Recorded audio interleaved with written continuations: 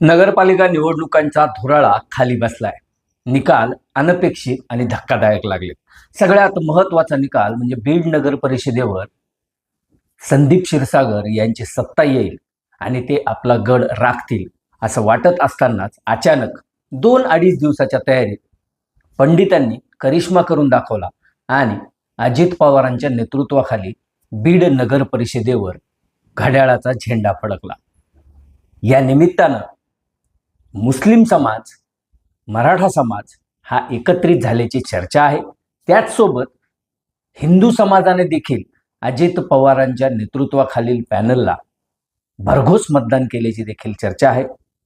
या निमित्तानं क्षीरसागरांचा गड उद्ध्वस्त झाल्याची देखील चर्चा आहे.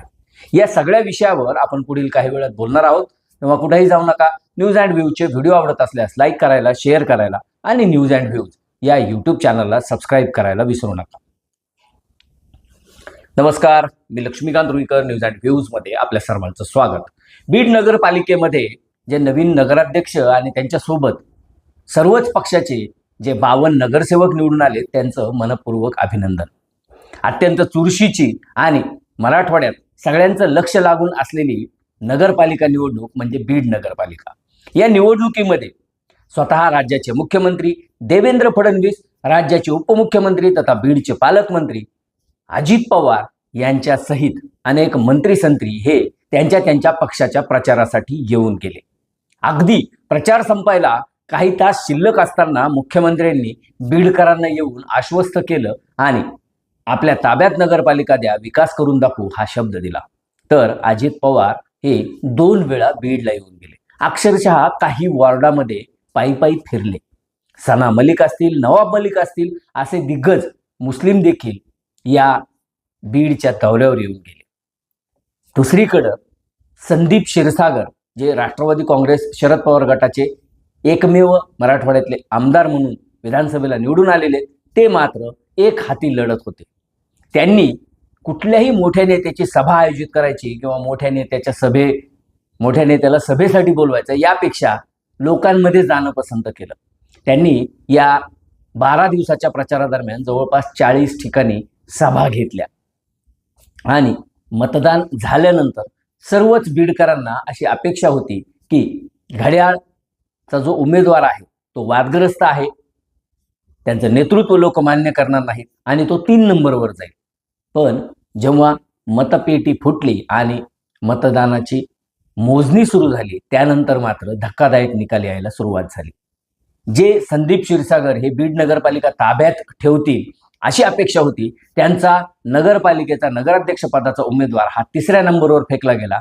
तर घड्याळ आणि कमळाच्या उमेदवारामध्ये जबरदस्त फाईट पाहायला मिळाली. अगदी म्हणजे 10व्या फेरीपर्यंत जो भाजपचा उमेदवार, कमळाचा उमेदवार हा पहिल्या क्रमांकावर होता आणि जवळपास 3-4 हजाराची आघाडी होती त्याच्याकडे, ती 11व्या फेरी अखेर मात्र अचानक घड्याळीनं आघाडी घेतली आणि घड्याळाचा जो काही गजर आहे तो एवढ्या जोरात झाला की त्यामुळं घड्याळाचा नगराध्यक्ष पदाचा उमेदवार प्रेमलता पारवे या मोठ्या मताधिक्यानं विजयी झाल्या.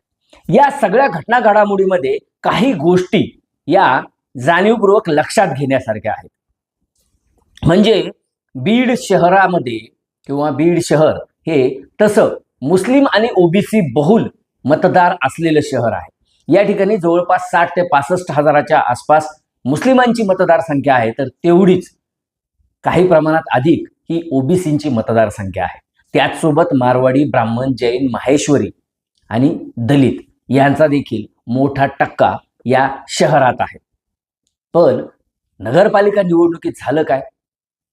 विजयसिंह पंडित किंवा अजित पवार यांनी अचानकपणे योगेश क्षीरसागर सोडून गेल्यानंतर कुणाला उभं करायचं आणि कोण चेहरा द्यायचा अशी शोधाशोध सुरू केली आणि ज्यांना संदीप क्षीरसागर यांनी डावललं किंवा थांबवलं किंवा तिकीट नाकारलं त्या प्रेमलता पारवे यांच्या खांद्यावर त्यांनी नगराध्यक्षपदाची जबाबदारी दिली.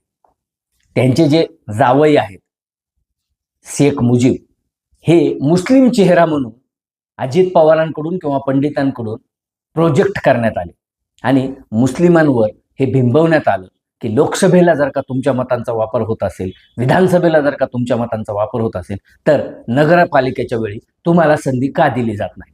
आणि हा जो मेसेज आहे तो एवढा व्हायरल झाला की त्यामुळं बऱ्यापैकी मुस्लिम मतदान हे मुजीब किंवा प्रेमलता पारवे यांच्या पाठीशी एक गठ्ठा करण्यामध्ये अजित पवारांची पक्ष हा सक्सेस झाला. दुसरीकडे संदीप क्षीरसागर यांनी जो कोणता उमेदवार दिला होता, सौ स्मिता विष्णू वाघमारे, यांची देखील इमेज ही क्लीन होती.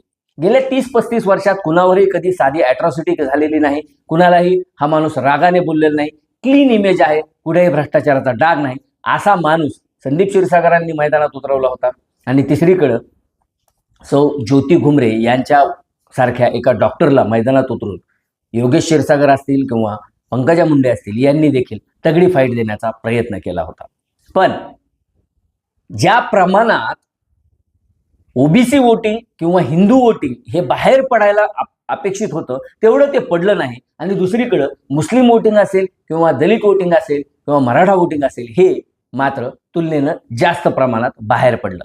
आणि यावेळी कधी नव्हते, म्हणजे घड्याळाचा उमेदवार हा मुस्लिम चेहरा असलेला आहे किंवा त्याच्या पाठीशी मुस्लिम समाज आहे हे बिंबवण्यात जसं पंडित यशस्वी झाले, त्याच सोबत धक्कादायक गोष्ट ही आहे की हिंदू प्रभागात, हिंदू बहुल मतदान असलेल्या प्रभागात देखील घड्याळाच्या उमेदवाराला 9 ते 10 हजार मतदान मिळाले. ही विचार करण्यासारखी गोष्ट आहे.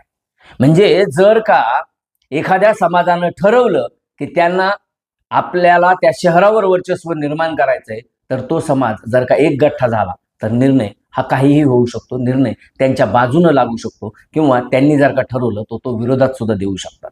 हे या निवडणुकीनं सगळ्यांनाच सांगितलेलं आहे.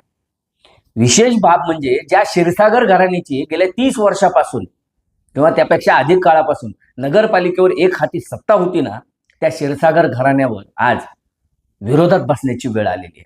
संदीप क्षीरसागर जे विद्यमान आमदार आहेत किंवा योगेश क्षीरसागर ज्यांनी अचानकपणे विधानसभेला घड्याळीचे उमेदवार म्हणून निवडणूक लढवली आणि नगरपालिकेत मात्र कमळ हाती घेत सगळ्यांनाच आश्चर्याचा धक्का दिला, या दोन्ही सख्या चुलत भावांना आता विचार करण्याची वेळ आलेली किंवा त्यांच्या वरिष्ठांना देखील गांभीर्याने विचार करण्याची वेळ मतदारांनी आणलेली आहे.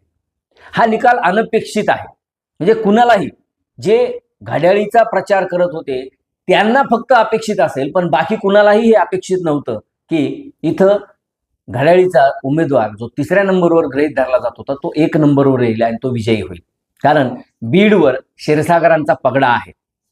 बीडचे जे मुस्लिम आहेत ते क्षीरसागरांच्या शब्दाच्या पलीकडे नाही, किंबहुना ते दावणीला बांधलेली आहेत की काय अशी देखील चर्चा प्रत्येक निवडणुकीच्या अगोदर आणि निवडणुकीनंतर केली गेली होती.